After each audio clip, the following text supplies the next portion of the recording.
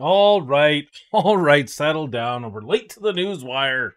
Some of us have to work a day job because we don't have enough views on YouTube to quit our soulless, soul-sucking job to do what we love.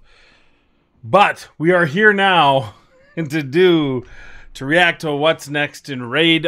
Full disclosure, I did watch it early this morning while having my morning coffee and trying to get my day's work organized. But we're going to watch it again. We're going to react to it. And see how we feel about this thing. But before we do that, I always forget to do this when I'm watching these things. Gotta put on the old headphones. All right. Are you connected? Are you really connected? And for some reason, it doesn't want to automatically... Oh, it did go that time. Then why is it... Welcome to another episode All right. It's ready. Let's go. of What's Next in Raid. While we may not have anything quite as big as Live Arena this time around, we've still got some pretty sweet features to show off. Let's get this show on the road.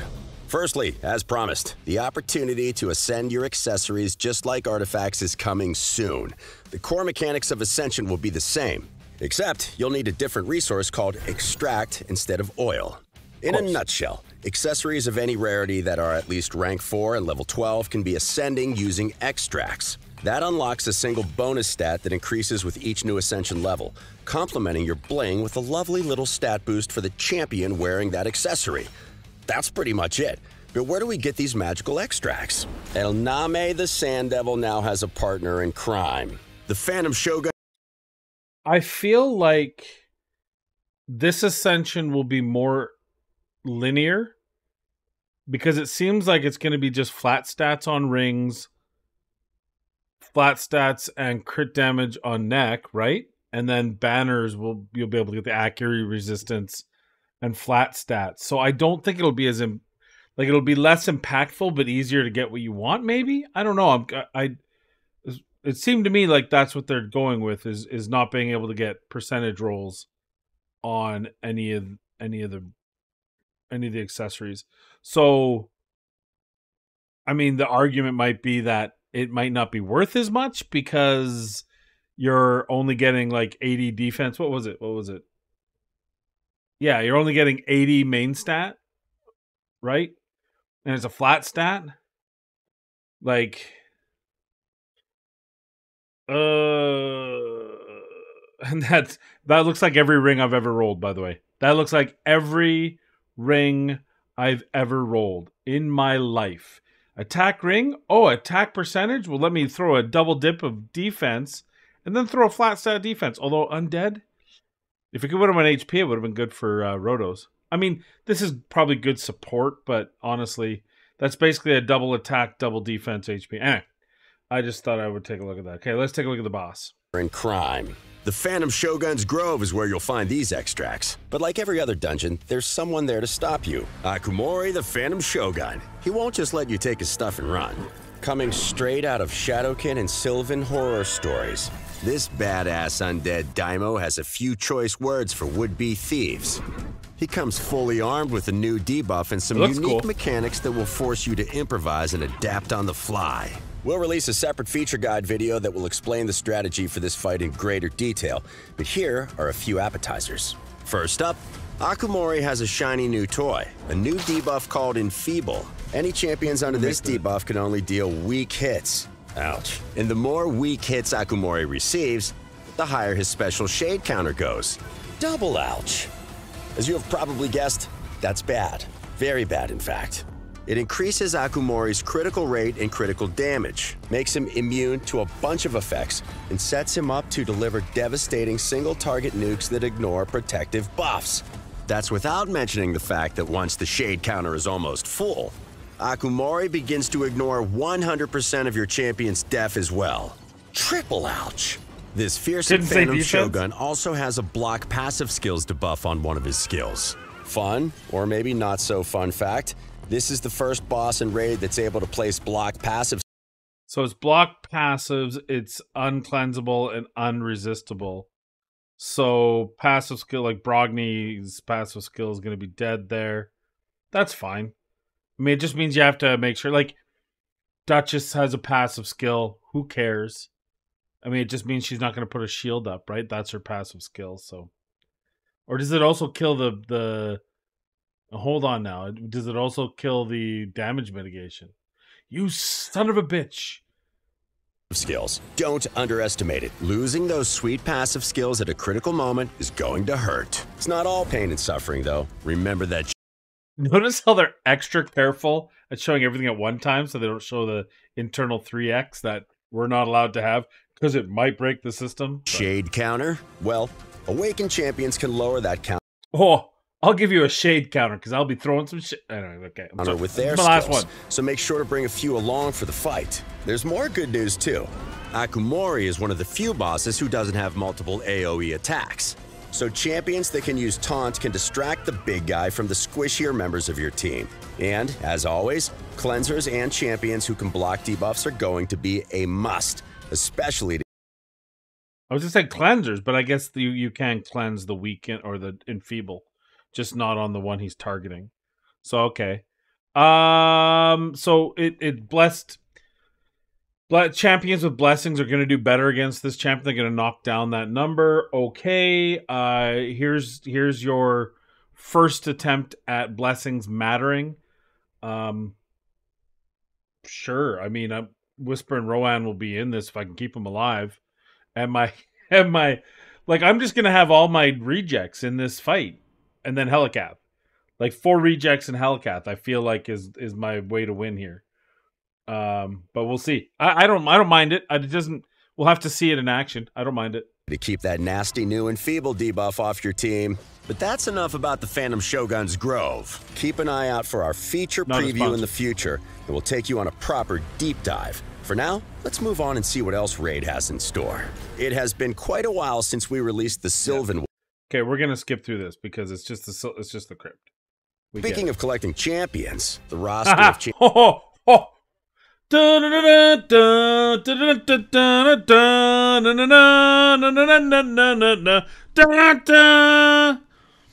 final.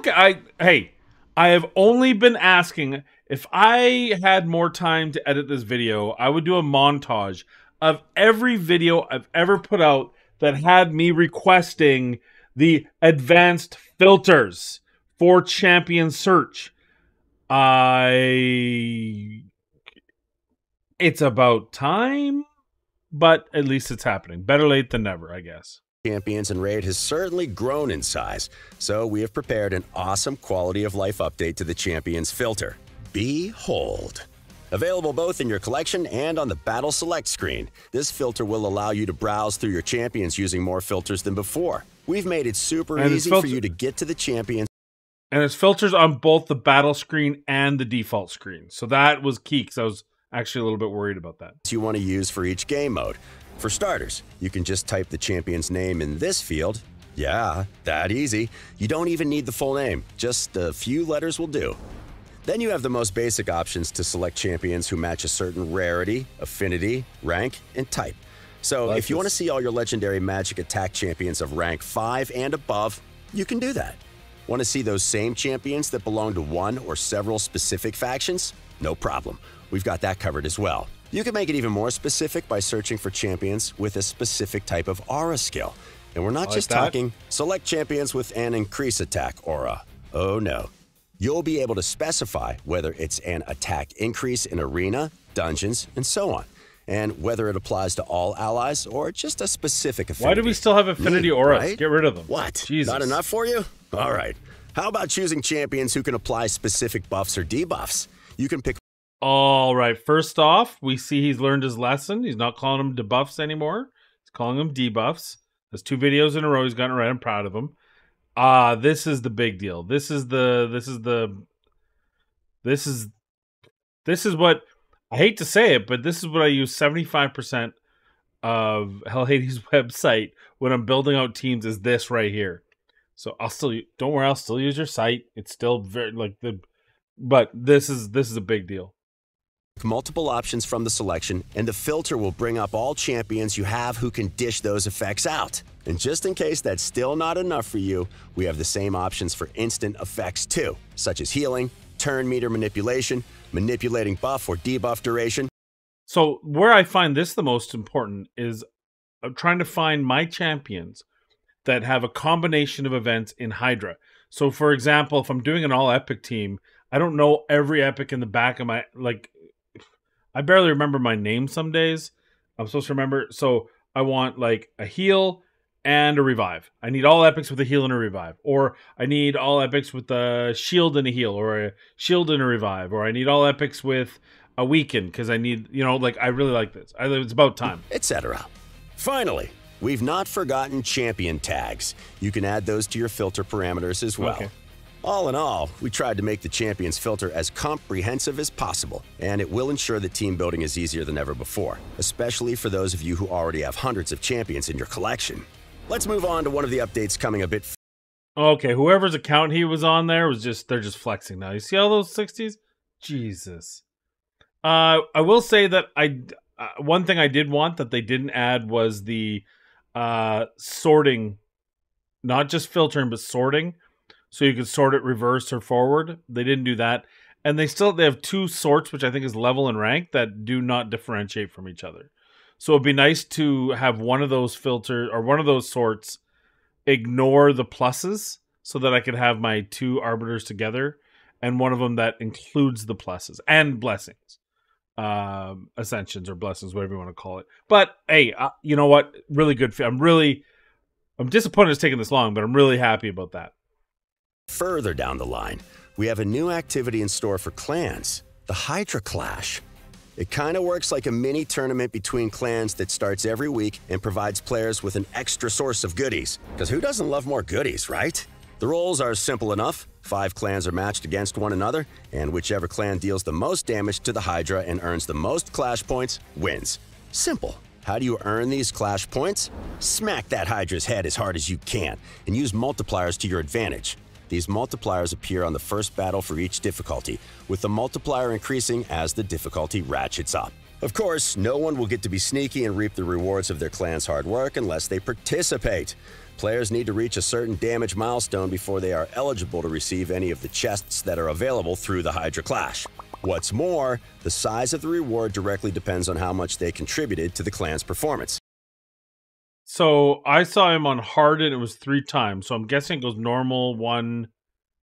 It was easy, normal, hard, no, normal, hard, brutal, nightmare. So was it 1, 3, 5, 7? So it'd be 7 times your nightmare value. If you have a Chrysia, that's 100 million. You automatically get your chest. Your team wins. If you don't have a Chrysia, like me, you got to eke out 7 times. I'm just guessing here. 7 times 4. It was 28, so it's 280 million, so I get there. And then I want to do a brutal chest and a regular... Okay, I'm okay, whatever. I like it. You'll need to put in a shift to earn the rewards. While we do have rewards for the 2nd and 3rd places, you'll definitely want your clan to coordinate and grab that top spot. Now, let's take a look at the goodies that await you inside those chests. Protection and stone skin So he got the top chest and he got a 5-star. Accessories. Protection accessories will be unique to the Hydra Clash, and, as the name suggests, they are going to complement the good old protection set, bringing the overall number of items and bonuses to a whopping 9. But first things first, we're going to adjust the balance for this set a little. Namely, we're increasing the chances of buff protection when you have 4 and 6 pieces equipped to 25% and 50%.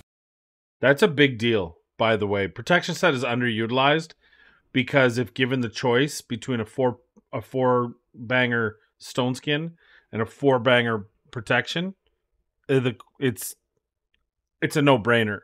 I think at 50-50 chance to protect buffs, and you're talking about a triple buffer, you know, maybe you put Siphi in this set. Maybe, right? Maybe you put Gorgorab in this set. I don't know. I like the idea of protected buffs through this. I actually think this is a very underrated set, believe it or not. But it's just that it's not that this set's bad. It's that Stone Skin is so good that how can you choose the one over the other when you're going into the arena? And that's kind of what the meta is if you have a really fast champion, you're trying to put them in a 4-piece stone skin. So that at least if you get outsped in live arena, for example, you get your first turn because you've got a chance of surviving it. And it's on like a Siffy, who not only has a 4-piece stone skin, so they get the 1 turn guaranteed, all but guaranteed, I should say. But they're also like a polymorph champion. So if you do strip it, guess what? You have a good chance of being a sheep. So, but I like this idea. Respectively. On top of that, you can get 20 more points of resistance, especially when we're talking about against like Ramontu. People are willing to risk the biscuit with Ramontu a lot in live. So this is a good way to counter that. If you can get your buffs up there and half of the buffs get protected, I'm thinking like even like Sir Nick, because I talked about it in a recent video with Ash. Imagine being able to protect half of those. You put a heal and an unkillable. If you get half of those unkillables up, if nothing else, it gives you hope. It gives you another chance at living, right? Those sort of things. So I like that.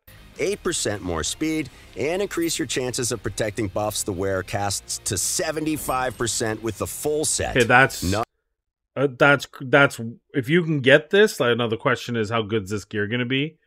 If you're getting it weekly from the boss, and they only showed 1 item, and you have 16 factions now, right? Or is it 15? Do we still have 1 to go? I think we still have 1 to go. 15 factions. Yeah. My only reservation here is that it'll take forever, based on what I saw, to get 3 in the same faction. But we'll see. Not only that, we'll see. But we're adding another new effect for the full set. Champions will deal 5% more damage for each buff placed on them by a champion with the full protection set. This is a must for support champions. Allowing them to place and protect buffs is a big deal.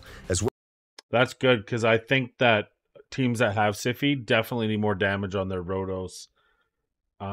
Teams that have Necrit definitely need more damage. Yeah, no, that's definitely not good. As well as increase the damage output for other champions. Then we have Stone Skin accessories. The new bonuses are as follows. 8% more HP for 7 pieces of the set equipped, extra 40 points of resistance for 8, and for the full set, we're increasing the shield granted at the start of each round from 50% of your champion's HP. I actually missed these two. I actually missed this part this morning. I thought it was going to be a 3rd turn. Thank God. To 7. Could you imagine having to deal with Ultimate Death Knight with 3 turns? Oh, sweet Lord. I don't think this is a big deal in endgame, because I think everyone's endgame champions with Stone Skin are pretty hardy. But I do think that's a huge deal in the 25%. Early to late game. If you want to really ruin an opponent's day, a couple of champions with full protection and Stone Skin sets will ensure that your precious buff combo is almost completely untouchable. We're coming to the end of the video, so we'll wrap up with our traditional parade of upcoming champions. The Gallon Pack's getting some sweet new legendaries, including a fiery Salamander Warrior, a vicious and ferocious Orc, and a terrifying Ogren Chieftain. Outside of the Gallon Pact, there's plenty more coming, including a Pious Templar of the Sacred Order. The pipe. Dude, that dude's got Tatura on his shoulder. That's a... Or it's like a Dinobot. Did he kill... Who? There's a Dinobot that looks like Triceratops. But I'm pretty sure that's Tatura, so I guess he hates Tatura. Chieftain. Outside of the Gallon Pact, there's plenty more coming, including a Pious Templar of the Sacred Order. The pipeline is stocked full of awesome champions. Do we need more Sacred Order? I feel like High Elves is kind of like lagging behind everyone else, though they have probably the most usable champs in that same group, so I don't know. On the horizon, so keep your eyes peeled on our social media for their arrival in game. And that's it. All right. Well, final thoughts. I actually kind of am okay with this. I'm not spending in this game. It's not changing my mind there, but we knew the accessory ascension is going to happen. I think it'll be less impactful just because of of the possible scenarios. Any damage is extra damage, right? So people will want to get their attack rings to have attack, etc., etc. More opportunity to make even better Rhodoses if you can get HP on attack ring or attack on an HP ring. But it's still only 60 or 80 attack or 80 defense or 80 HP, which is not very impactful. It's not awful. It's not the worst. Oh no, the HP would be more. Sorry, HP is a different stat line. It's like I don't even know what the number is, but it'll be more. So yeah, it's whoopie doo. The Shogun's Grove look cool. It'll depend on how it functionally works, but at least they're trying to justify the fact that I have crappy ascended champions, but they'll probably be good in this. I can see Rowan doing well. I mean, Whisper's good in multiple places already, but I can see her being well in here because of the pure damage she's going to do. Who's the other one? I've got Saito. Yeah, I mean, I assume Saito will be okay here because he does good single target damage. We don't have to worry about ads. We don't have to worry about the stupid mechanic if there's 3 or more dead. Just want him to hit hard. Although maybe not because he'll probably have a higher defense. So that sucks. But who else? You know, I think this is okay. I think this will be, depending on exactly how hard this guy is at top levels. I think at least some mediocre champions with blessings in other content of the game might make use here. So hopefully, right? Hopefully those champions that you're like, oh god, why did that happen to me? Will make some use here. But we have to wait and see on that. So that's good. The champion filter, absolutely needed. Like this champion filter, I've been screaming for days, for years. Finally get it. That's good. Hydra Clash looks fun. I mean, what it is, I'd like to see how many drops are going to happen, because if you can't get like 3 of those, that's going to take a really long time to get anything good. So I suspect that unless I'm missing something, unless you get a whole host of it, like the same number as you get with Stone Skin, in which case the rich get richer. But it'll be just like CVC, where you get balanced out to whatever your core team level is. So we'll see. But yeah, that's my thoughts on that. That's all I got for you today. Tomorrow we'll do. I've got a Hydra boss just itching to be made tomorrow, an all epic brutal team. So once we get that reset tomorrow, I'll be able to do that video. But as for this video, we are done. So I want to thank you for watching. Please be kind, be safe, and we'll see you in the next one.